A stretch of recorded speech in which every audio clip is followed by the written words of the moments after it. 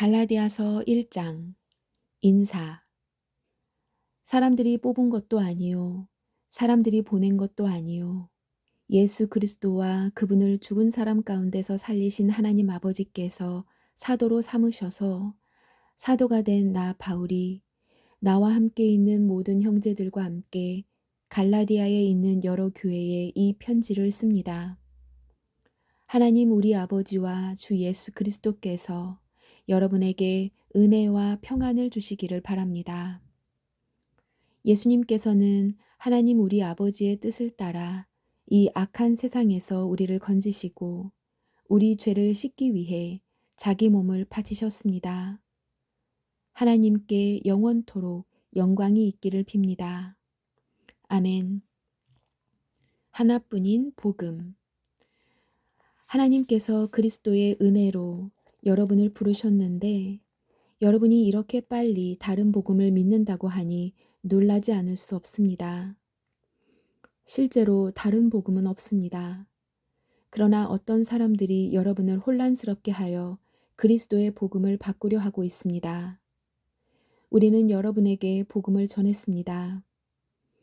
그러므로 우리든지 하늘에서 온 천사든지 우리가 전한 복음이 아닌 다른 것을 전한다면 그는 저주를 받아 마땅합니다. 내가 전에도 말했지만 이제 다시 말합니다. 여러분이 이미 받은 복음 외에 다른 것을 전하는 사람이 있다면 그는 저주를 받아야 합니다. 내가 사람의 마음에 들게 하려는 것처럼 보입니까? 그렇지 않습니다. 나는 오직 하나님의 마음을 기쁘시게 하려는 것뿐입니다. 내가 사람을 기쁘게 하려고 한다면 나는 그리스도의 종이라고 할 수 없습니다. 하나님께서 주신 바울의 권위. 형제들이여, 내가 여러분에게 전한 복음은 사람들에게서 나온 것이 아니라는 것을 알기 바랍니다. 그것은 내가 사람에게서 얻은 것도 아니고 사람에게서 배운 것도 아닙니다. 그것은 예수 그리스도께서 내게 보여주신 것입니다. 여러분은 내가 어떻게 살아왔는지를 들었을 것입니다. 나는 유대교에 속한 사람이었습니다. 나는 하나님의 교회를 몹시 박해했을 뿐 아니라 아예 없애버리려고까지 계획했습니다. 나는 나와 나이가 비슷한 다른 유대인들보다 더 열심히 유대교를 믿었습니다. 또한 그 누구보다도 조상들의 전통을 지키는데 열심이었습니다. 그러나 내가 태어나기 전부터 하나님께서는 나를 따로 세우셔서 은혜로 나를 부르셨습니다. 그래서 나에게 하나님의 아들에 관한 복음을 이방인에게 전하게 하시려고 하나님께서 그 아들을 내게 보이셨습니다. 하나님께서 나를 부르셨을 때에 나는 어떤 혈육을 통해서도 가르침이나 도움을 받지 않았습니다. 나보다 먼저 사도가 된 사람들을 만나기 위해 예루살렘으로 올라가지도 않았습니다. 오히려 나는 곧바로 아라비아로 갔다가 다마스커스로 되돌아갔습니다. 3년 뒤에 나는 베드로를 만나려고 예루살렘으로 가서 그와 보름 동안을 함께 지냈습니다. 그리고 주님의 동생 야고보 외에는 그 어떤 다른 사도도 만나지 않았습니다. 내 말이 거짓이 아니라는 것은 하나님께서 아십니다.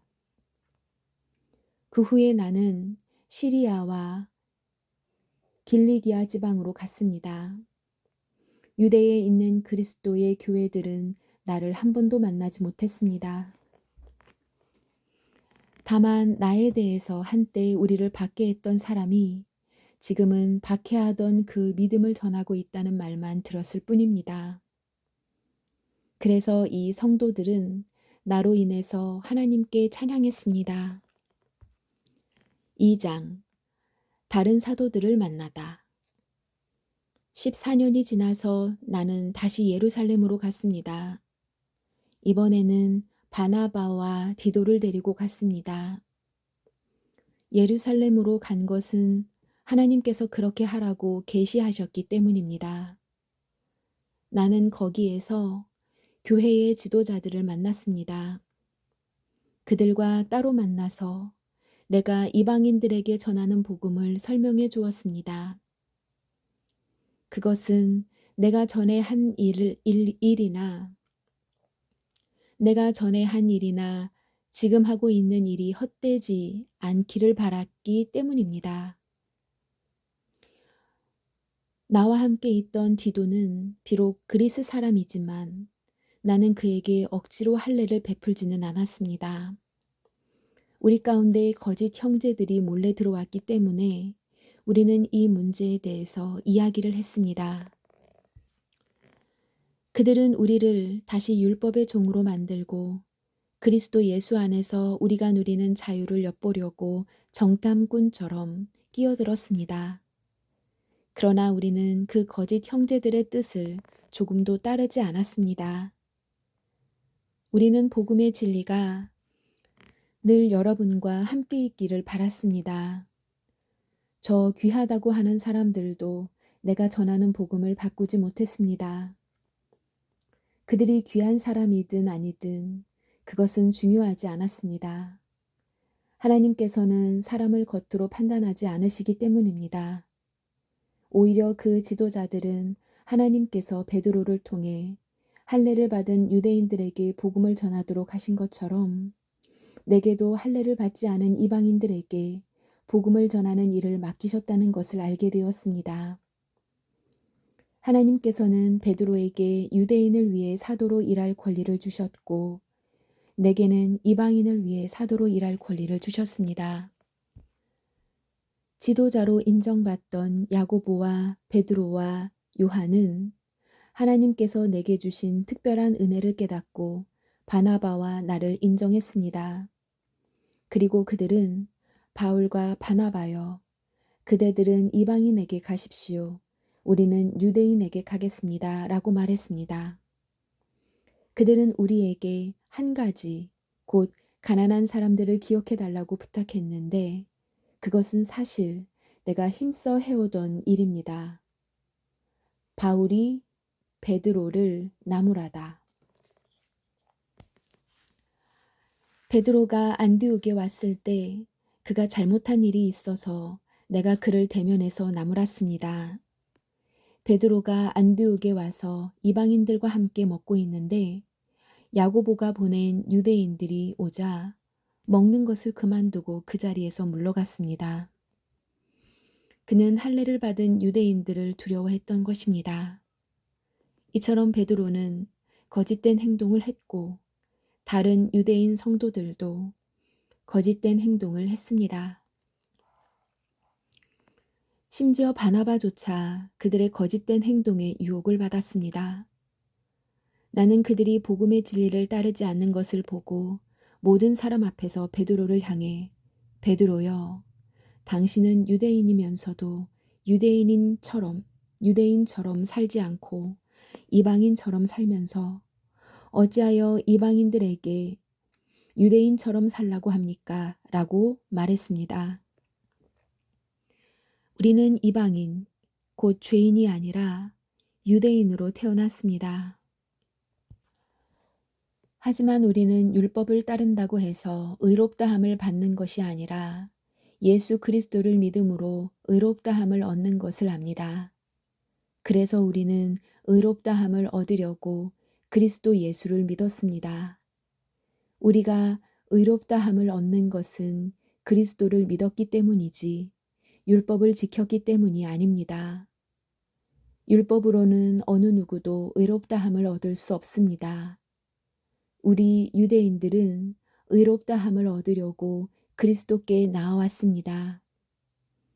그리하여 우리가 죄인이라는 것이 밝히 드러났습니다. 그렇다고 해서 그리스도께서 우리를 죄인으로 만드시는 것입니까? 그럴 수 없습니다.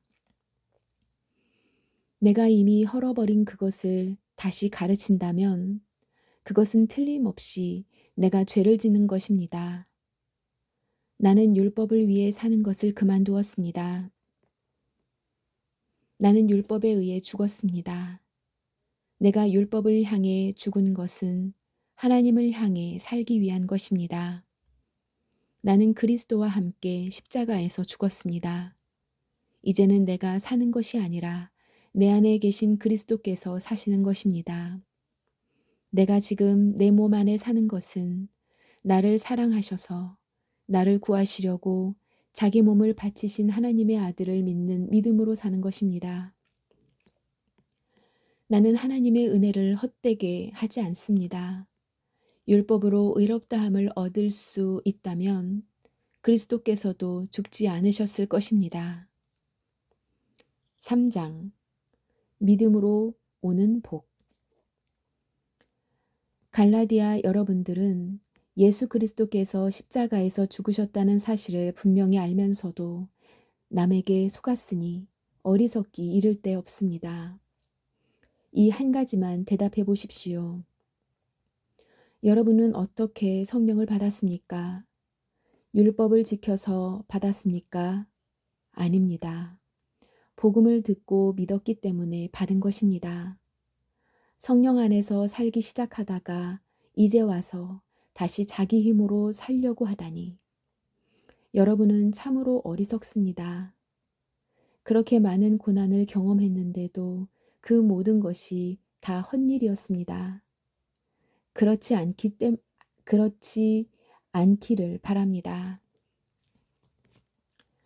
여러분이 율법을 지켰기 때문에 하나님께서 성령을 주셨습니까? 아닙니다.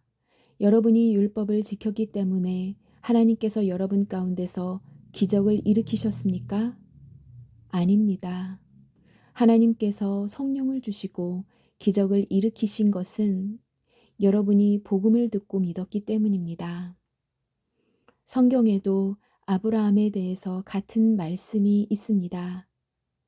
아브라함이 하나님을 믿으니 하나님께서 아브라함의 믿음을 받으시고 그를 의롭다고 여기셨다.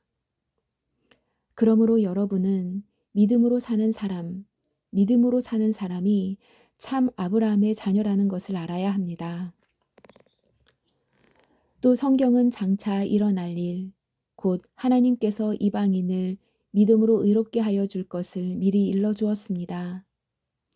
이 복음을 먼저 아브라함에게 전했는데 그것은 모든 민족이 너로 말미암아 복을 받을 것이다라는 성경 말씀과 같은 것입니다. 아브라함이 이를 믿으니 그 믿음 때문에 복을 받았습니다. 누구든지 믿는 사람은 아브라함처럼 복을 받습니다. 그러나 율법을 의지하는 사람은 다 저주를 받습니다. 성경에도 이렇게 적혀 있습니다. 율법책에 적혀 있는 것을 다 지키지 않는 사람은 저주를 받는다. 율법을 통해서는 하나님으로부터 의롭다함을 얻지 못한다는 것이 분명합니다. 성경에 이렇게 적혀 있습니다. 의인은 믿음으로 말미암아 살 것이다. 율법은 믿음에서 생겨난 것이 아닙니다. 율법을 지키는 사람은 율법으로 인해 살 것이다 라는 말씀도 있습니다. 그리스도께서는 율법이 우리에게 씌운 저주를 거두어 가셨습니다. 그리스도께서 우리를 대신해서 저주를 받으셨습니다. 성경에도 이렇게 적혀 있습니다. 나무에 달린 사람은 다 저주를 받은 것이다. 그리스도께서 그렇게 하신 것은 하나님께서 아브라함에게 약속하신 복이 이방인들에게도 미치게 하기 위함입니다. 이 복은 예수 그리스도를 통해 옵니다. 예수님은 우리로 하여금 하나님께서 약속하신 성령을 믿음으로 받게 하기 위해 죽으셨습니다. 율법과 약속. 형제들이여, 예를 들어서 말하겠습니다. 사람들 사이에서도 약속을 맺으면 아무도 그 약속을 무효로 하거나 어떤 것을 덧붙일 수 없습니다. 하나님은 아브라함과 그 자손에게 약속하셨습니다. 그런데 하나님은 여러 사람을 가리키는 말로 그 자손들이라 하시지 않고 오직 한 사람을 가리키는 말로 네 자손이라고 말씀하셨습니다. 그 한 사람이 바로 그리스도이십니다.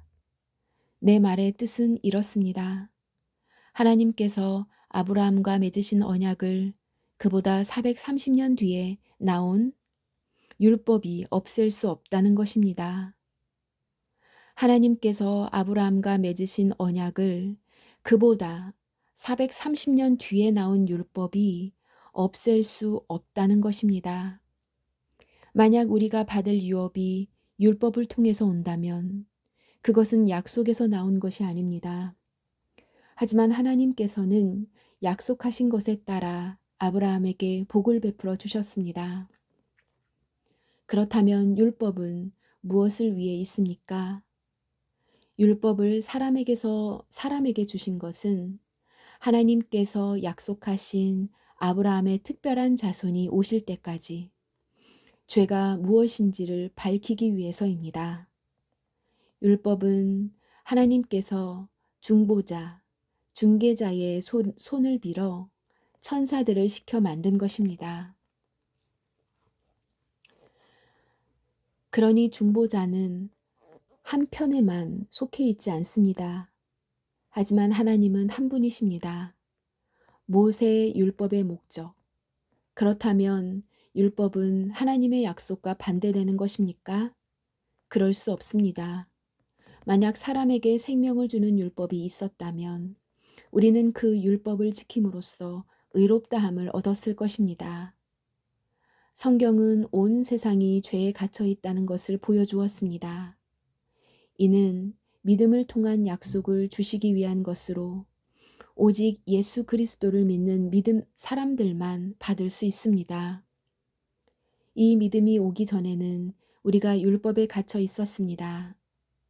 하나님께서 장차 올 믿음의 길을 보여주실 때까지 우리에게는 자유가 없었습니다. 그리스도께서 오시기 전까지는 율법이 우리의 선생이었습니다. 그러나 그리스도께서 오신 뒤에는 우리가 믿음으로 인해 의롭다함을 받을 수 있게 되었습니다. 이제 믿음의 길이 나타났으므로 다시는 우리가 율법에 갇혀 있을 수 없습니다. 여러분은 그리스도 예수를 믿는 믿음을 통해 하나님의 자녀가 되었습니다. 여러분은 모두 세례를 받아 그리스도와 연합하였으며 그리스도로 옷을 삼아 입었습니다.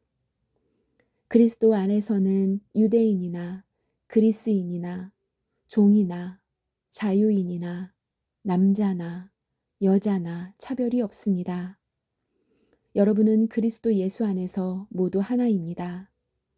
여러분은 그리스도에게 속한 사람입니다. 그러므로 여러분은 아브라함의 자손입니다. 하나님께서 아브라함에게 하신 약속대로 여러분은 하나님께서 주시는 모든 복을 받습니다. 아멘.